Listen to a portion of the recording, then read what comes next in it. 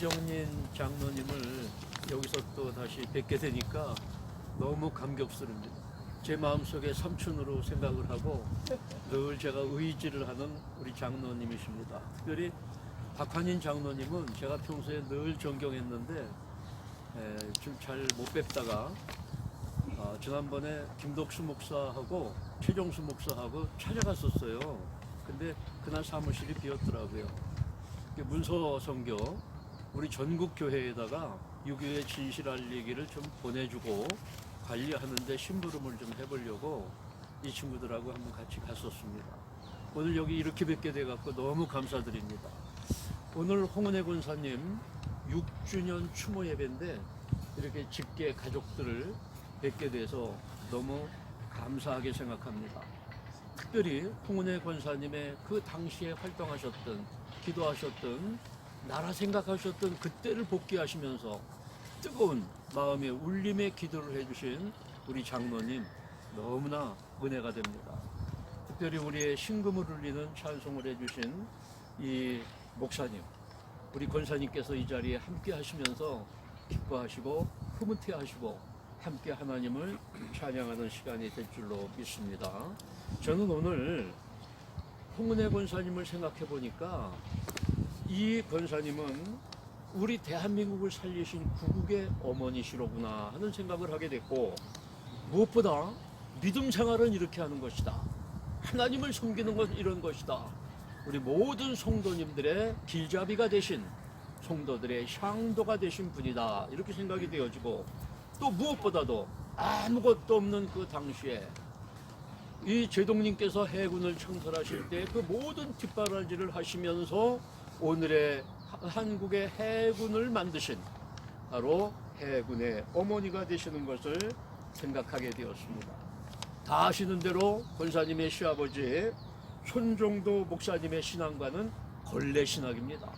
무슨 얘기인가 하니, 벌레만도 못한 내가, 죽을 수밖에 없는 내가 우리 예수님의 구속의 은혜로 살았는데 다시 산 나는 누구냐? 그럼 앞으로 나는 어떤 자세를 가지고 살아가야 되느냐? 그래서 그분은 생각하기를, 그렇다, 나는 예수님의 제자 아니냐? 그럼 예수님은 어떻게 사셨느냐? 낮고 천한 사람들을 찾아가셔서 위로해 주시고 그리고 구원해 주신 분 아니냐? 나는 걸레처럼 지저분하고 때 묻은 것을 닦아주면서, 즉 사람들의 마음에 얼룩진 것을 내가 씻어주면서 쓸어주면서 상처된 것을 위로하면서, 그러면서 나는 이분들을 살리는, 생명을 살리는 일을 해야 되겠다. 그리고 내가 했다 하는 것이 아니라 나는 걸레처럼 일을 다 하면 구속해서 있는 듯 없는 듯 예수님만 앞에 세우는 이러한 삶을 살아야 되겠다. 손정도 목사님은 지금으로 말하면 국회의장직을 임시정부에서 행하시면서 이렇게 신앙으로 국가의 기틀을 마련하신 임시정부 요원이시면서 신앙의 생활 신조를 예수님은 높이고 나는 그 밑으로 보이지 않게 하는 가장 겸손한 신앙의 모습을 보이셨는데, 이 목사님의 그 신앙을 가장 잘 실천하신 분이 홍은혜 권사님이라고 생각이 되어집니다. 또한 남편 되시는 손원일 장군님의 구국일념의 그 큰절한 애국정신을 정말 아주 열심히 뒷받침을 하셨습니다. 조금도 한눈 팔지 않고 한마음 한뜻이 되셔서 온몸을 다해서 그 뒷받침을 하셨습니다. 그러므로 하나님을 바로 섬기면서 나라를 구하신 구국의 용사였다고 하는 얘기입니다. 오늘 말씀의 제목이 그날, 그때, 그들의 어머니입니다. 오늘 우리는 지금 이 시기에서 70년이 훨씬 지난 지금 우리가 그때를 상상하기가 어렵습니다. 젊은 사람들이 그때 얘기를 하면 잘 안 믿어요. 근데 여기 계신 분들은 그때가 상상되실 겁니다. 그래서 그날은 어떤 모습이었냐, 그때 그들은 어떤 모습이었나, 이 복기를 잠깐 해보려고 그럽니다. 그날은 어떤 때입니까? 전쟁통입니다. 그리고 전쟁이 나기 전입니다. 누구나 불안했습니다. 내일이 어떻게 될지 모릅니다. 내일 우리 가족이 살아있을지 그걸 알 수가 없습니다. 누구나 배고픕니다.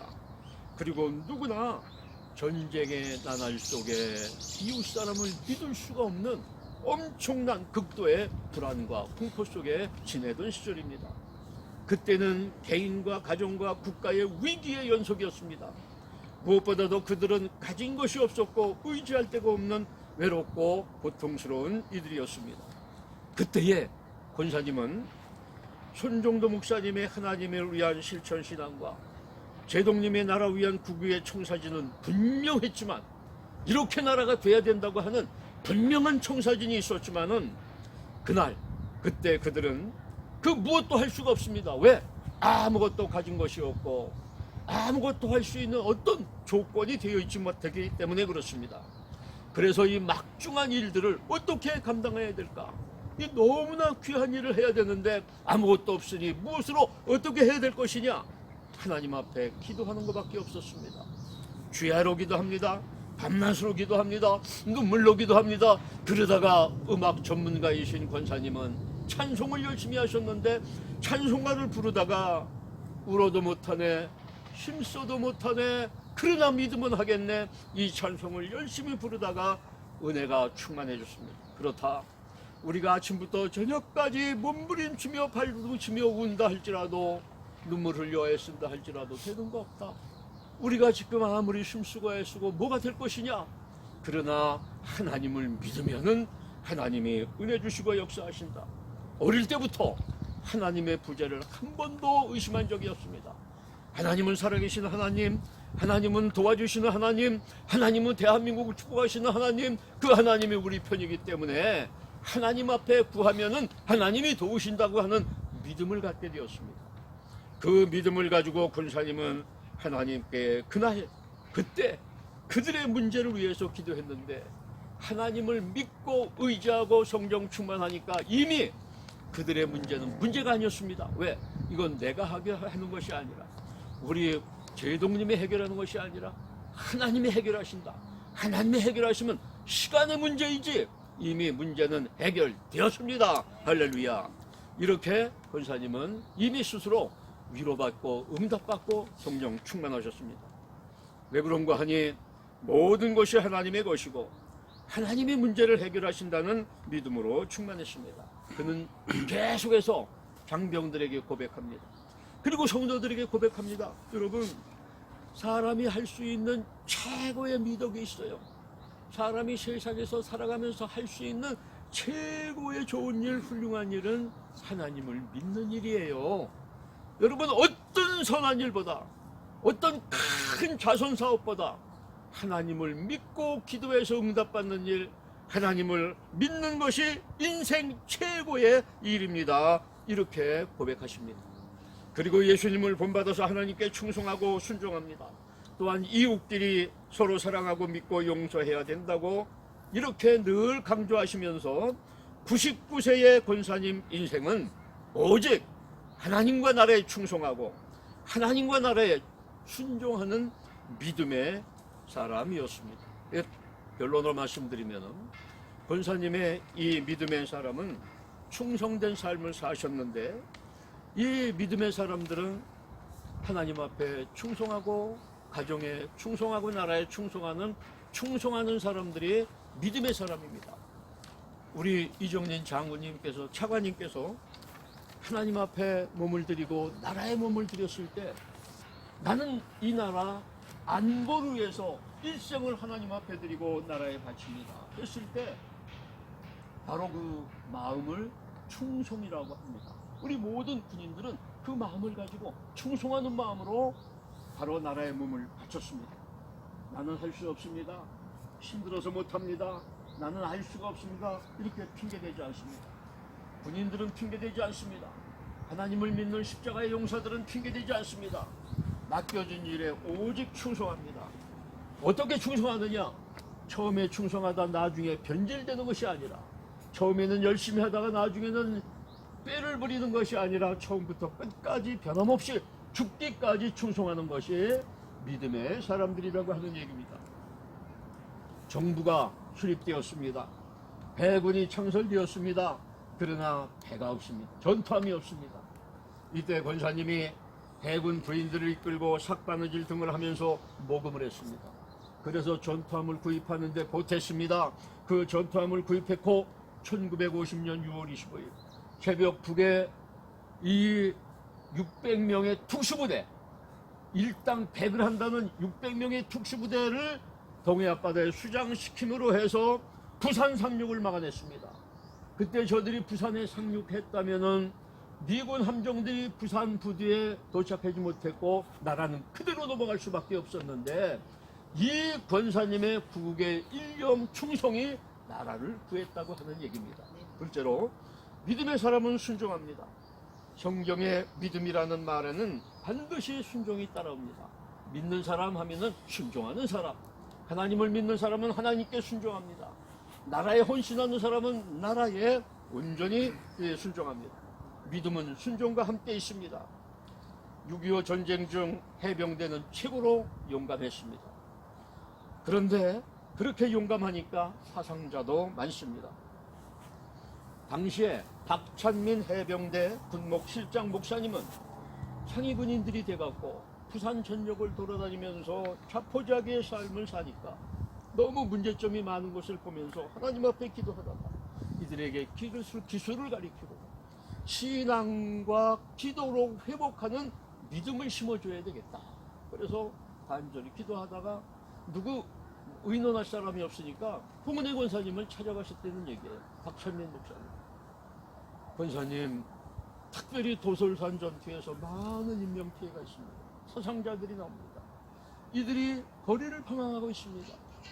이들이 모여서 기술을 배워서 사회로 복귀하고 또 신앙을 가지고 가정을 가질 수 있도록 권사님 기도해 주십시오. 권사님이 알겠습니다. 나라 구하다가 갇힌 사람들 아무것도 가진 것이 없지만 우리 믿음으로 한번 합시다. 믿음으로 한번 합시다. 그러면서 권사님이 믿음으로 자금을 준비하고 그때 자금 거금 40만 원을 주시고 영락교회 김락교 집사님의 기술 지도 헌신을 통해서 바로 기술 교도소를 만들었습니다. 상위 군인들이 모였습니다. 그리고 바로 예배당을 만들어서 예배실을 해서 173명이 예배를 드리면서 이들이 기술을 배워서 사회로 헌원했습니다. 자, 잠깐만 말씀드린다면 우리 교회 봉고차 30년을 운전하신 도솔산 해병대 용사 박한인 장로님의 부하가 되실 겁니다. 근데 이분이 18살에 차출을 돼갖고 전투지역으로 갔는데 포탄을 맞아갖고 엉덩이, 다리, 살이 하나도 없는 잘 못 부르셔.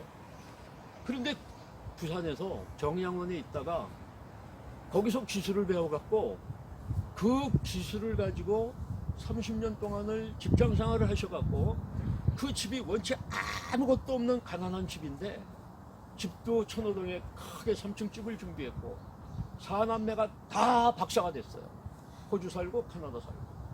그런데 이분이 이제 보훈병원에서 돌아가실 때가 됐는데 우리 교회 30년 다녔잖아요. 그러니까 미안한 게 있는 거예요. 나는 애들을 위해서는 헌신을 했는데 하나님과 목사님을 위해서는 한 게 없습니다. 그래서 우리 애들한테 목사님한테 내 재산을 주는 게 어떻겠느냐. 그래서 목사님이 선교를 하고 교회를 잘 할 수 있게 하는 게 어떻겠느냐. 저는 젊은 목사니까. 그랬더니 자녀들이 딸들은 아버지 그래도 다 뭐 그렇죠. 아들은 아버지 마음대로 하세요. 이렇게 됐는데 저보고 묻는 거예요. 그 큰아들이 목사님 어떻게 할까요? 자녀가 몇 남매입니까? 4남매입니다. 그래요. 그럼 6등분으로 하세요. 아버지 재산이 얼마인지는 모르지만 6등분으로 해서 제 거 하나, 어머니 거 하나, 4남매 해서. 그 얼마가 됩니까? 그럼 1인당 62만 원 정도 되겠습니다. 한 70억 정도 되니까. 그래요? 근데 그때 제가 안 받았어요. 자녀들이 옥신각신 하더라고요. 근데 제가 그때 그걸 받았으면 잘 보관했다가 우리 장로님 두 분 드려야 될 것 같아요. 저는 우리 이정린 장로님 보면 지금도 현역인 것처럼 얼마나 우리들에게 안보에 대해서 일깨워 주시고 또 설명해 주시고 그게 너무 마음이 뜨거워지는 거예요. 그래서 이렇게 부지런하게 현역처럼 하시는데 이 뒷받침이 됐으면 얼마나 좋을까. 그런 생각이 저도 모르게 되면서 기도가 되더라고요.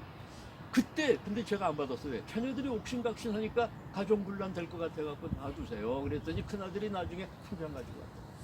자, 이건 여담이고요.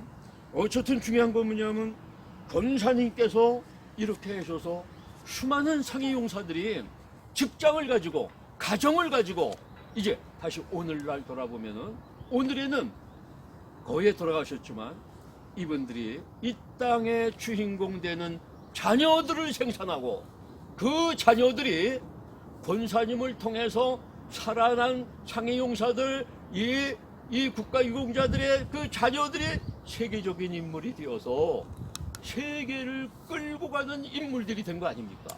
이게 얼마나 놀라운 일이고 감사한 일입니까? 이 권사님의 믿음으로 합니다. 믿으면 됩니다. 이 믿음 하나 때문에 이렇게 가정이 살고 국가가 살았다고 하는 것을 저는 우리 주변에 도솔산 전투 영웅을 통해서 제가 직접 목격한 말씀입니다. 여러분, 그리고 해병대는 해군은 아까 장로님 기도하셨지만 늘 기도가 앞섰어요. 그러니까 얼마나 그 분위기가 성령 충만했는가 하니 해병대 1대 신현준 사령관만 천주교고 1973년 10월 10일 해군의 해병대가 다시 재편되기까지 7대까지 모든 사령관들이 다 크리스찬입니다. 다 예수 믿는 사람이에요. 이게 바로 대한민국을 구하시고 그리고 우리 대한민국의 이 복음화를 심겨지게 씨를 심으신 분이 바로 홍은혜 권사님이라고 하는 얘기입니다. 이제 그날의 역사는 빈곤은 변해서 오늘은 아주 풍요하고 평안한 세상이 되었습니다. 그때의 모습이 변해서 지금은 개인과 가정의 국가의 번영과 안정이 되었습니다. 그들이 누굽니까? 피난민들, 거지 같은 사람들, 고아, 과부, 의지할 데 없는 세계의 거지 같은 사람들이 지금은 세계가 부러워하는 한국인이 되었습니다. 그래서 권사님은 그때 그들의 어머니가 되셨고 구국 강병과 신앙의 아들들을 양육하신 영원한 구국 신앙의 어머니가 우리들의 홍은혜 권사님이십니다. 기도하시겠습니다. 살아계신 아버지 하나님, 홍은혜 권사님 6주년을 추모하면서 하나님 앞에 모여서 예배합니다. 하나님을 사랑하고 권사님을 사랑하고 흠모하고 권사님의 신앙을 본받기를 원하는 저희들이 오늘 이 시간 모여서 다시 한번 권사님의 발자취를 생각했습니다. 무엇보다 믿음으로 살게 도와주시옵소서. 하나님 앞에 충성하고 순종하게 하시고 나라에 충성하고 순종함으로 권사님처럼 많은 열매를 맺어 나갈 수 있는 신앙인의 삶이 되게 인도하여 주시옵소서. 우리 권사님의 자녀들을 자손 손손 복을 도하여 주시옵소서. 권사님의 신앙을 물려받은 모든 후계자들에게 은혜와 복을 도하여 주시옵소서. 거룩하신 예수님의 이름으로 간절히 기도 올리옵나이다. 아멘.